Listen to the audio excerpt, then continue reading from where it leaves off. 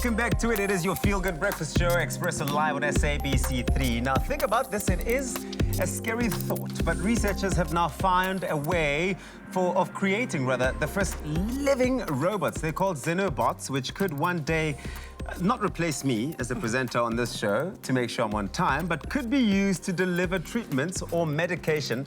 And of course, we've got on a Monday morning our resident tech friend. His name is Bryan Smith. He joins us to explore a lot of this information. Bryan, good morning. Morning, thank you. It's great to be back. Morning. Are we chatting to Bryan? Bryan? For now. You feel for real. now. This is Bryan 2. Bryan 1 is waking up at home, getting ready for the day. Oh, man, what a life and what a time. Let's maybe start with that question that I want to ask. And how did this robot come about? And is it actually alive, like a physical alive? So this is a great question. And if you look at these, they don't actually look like robots, firstly, and they don't really look like anything else that's, so to speak, alive at the moment. So this is pretty fascinating. What these actually are essentially programmable life forms. So what researchers have been able to do is they've used stem cells. So stem cells on the body are essentially cells that haven't yet been given a specific purpose, whether to form tissue or an organ. And what they've been able to do is create these into a life form that can be programmable. It can actually, from inception, be designed to carry out a variety of tasks. So almost in the way that you would create a robot with the intention of programming it for a specific function,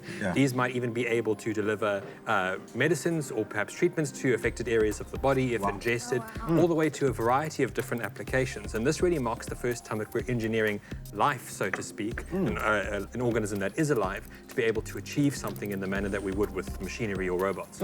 So what exactly can they do? Or do they need to be programmed, for example? So they don't actually have autonomy on their own, and they need to be programmed entirely from start to finish to be able to achieve or do anything. And they're not sentient like you and I, so in other words, they don't think or necessarily feel. So they're entirely dependent on their programming. And some of the different applications researchers are looking at, for example, is, as I mentioned earlier, if they were ingested, they'd be able to deliver medicines or treatments specifically to affected body parts, areas of the body once ingested. And that's a whole lot more efficient than perhaps taking a medicine such as a pill or treatment that affects the entire body and then travels to where it's needed.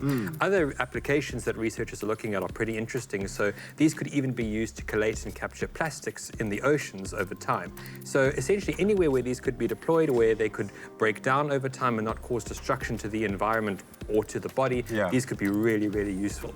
Wow. Do you think it's going to be replacing humans? Or I think that's also a question a lot of people want to know, because again, it's coming for medical use, for research and resources, but do you think it'll actually replace human jobs? Or? So no. So what's really exciting about these is that given that they're not sentient, so they don't think, they aren't capable of feeling, and what's more important, they're not able to think about thinking itself. Which is a good thing. It is a good thing. So essentially these, if you consider, they're more akin to using machinery or robotics. They can't replace human jobs or replace any aspect of being human, so to speak, but they definitely can augment and improve our daily lives and experiences. So there's nothing to worry about in that regard, to be so. Thank you, Bryan. And I'm sorry, not just yet.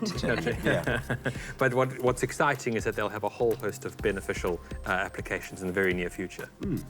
This is absolutely fantastic. I think that the world of tech is exciting in the sense that it's going to be able to change people's lives and really deliver services, and the ability for people to, first of all, treat themselves in ways that we've never seen before. That's fantastic. Well, if you want more information on this, or if you've seen any stories that have caught your attention on the internet, why don't you connect with us on our Facebook page, Expresso Morning Show SABC3. But of course, if you want to catch up with Bryan here, why don't you go on to bendwithblog.com.